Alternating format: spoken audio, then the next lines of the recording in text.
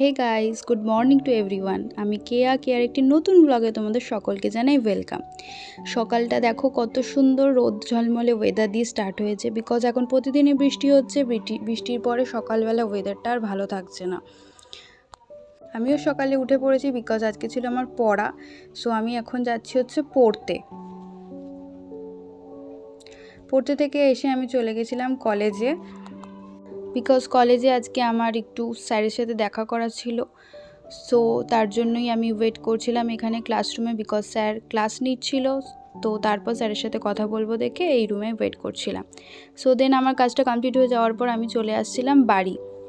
কাজটা আমার বেসিক্যালি বেশিক্ষণের ছিল না, তাই তাড়াতাড়ি কমপ্লিট হয়ে গেছে। সো দেন বাড়ি এসে আমি লাঞ্চ করে নিয়েছিলাম। লাঞ্চে আজকে ছিল পোস্ত বাটা, পেঁপে সেদ্ধ, মোচার ঘন্ট আর ডিম পোস্ত।